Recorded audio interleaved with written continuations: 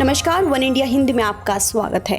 America में 3 नवंबर 2020 को राष्ट्रपति पद के लिए चुनाव होना है। चुनाव से पहले आज डोनाल्ड ट्रंप और जो बाइडेन के बीच पहली प्रेसिडेंशियल डिबेट हुई, जिसमें दोनों के बीच तीखी बहस हुई।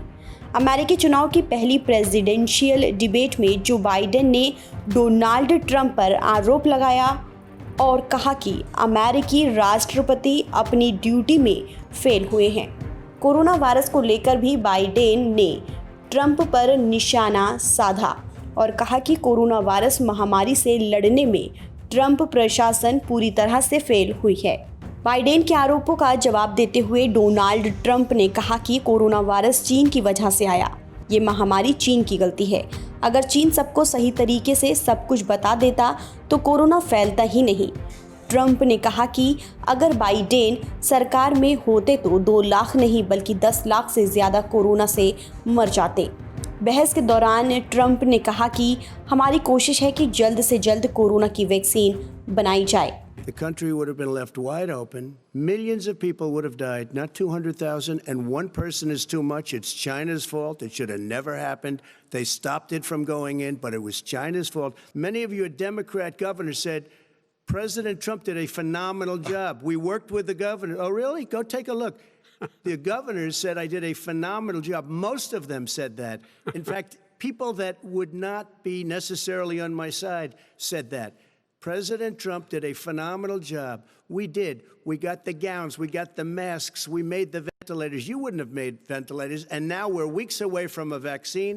अपने संबोधन के दौरान कोरोना वायरस से अमेरिका में हुई मौतों के मुद्दे पर राष्ट्रपति ट्रंप ने बोलते हुए चीन और रूस के साथ भारत पर भी मौत का सही आंकड़ा नहीं देने का आरोप लगा दिया।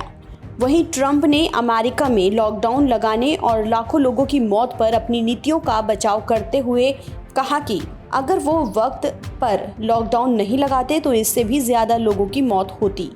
ट्रंप ने अपने भाषण में कहा कि अगर हमने देश को खोले रखा होता तो बस 2 लाख ही नहीं, इससे ज़्यादा लोगों की जान गई होती।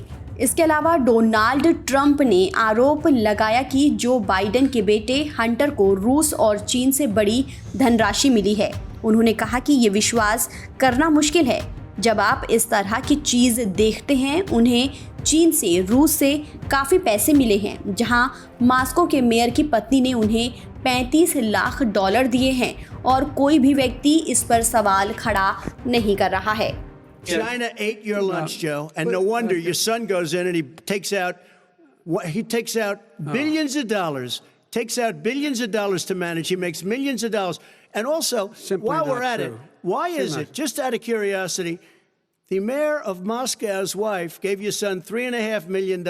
What did he do to deserve it? Totally discredited. Totally discredited. And by the way, well, wait, he didn't get $3.5 million, Joe? Mr. Vice, he got $3.5 million. It is not true. Oh, really? Mr. President, it's an open discussion, please. Now, it's a fact. Well, you have raised an issue. Let the Vice President answer. Discredited. Did Burisma pay him $183,000 a month with no experience in energy? Mr. President, my son did nothing wrong at Burisma. I think he did. Mr. President, let him answer. He doesn't let me answer because he knows I have the truth. His position has been totally, thoroughly discredited. By who? And you the media? By everybody. Well, by the media, by our allies, by the World Bank, by everyone. आपको बता दें कि America ने फरवरी-मार्च से ही देश बंद करना शुरू कर दिया था। ट्रंप ने सबसे पहले कई देशों में अंतर्राष्ट्रीय उड़ानों पर बैन लगाया था, जिसे लेकर शुरुआत में उनकी आलोचना हुई थी। हालांकि ट्रंप कोरोना वायरस को हमेशा डाउन प्ले करते रहे हैं, यानी कम खतरनाक बताते रहे हैं। इसे लेकर भी उनकी आलोचना हुई है।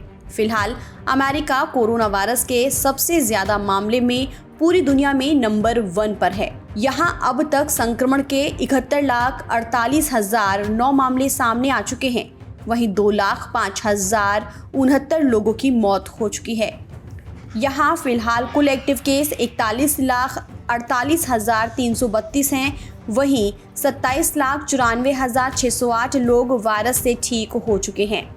फिलहाल इस खबर में इतना ही। देश और दुनिया की तमाम खबरों के लिए आप बने रहिए वन इंडिया हिंदी के साथ।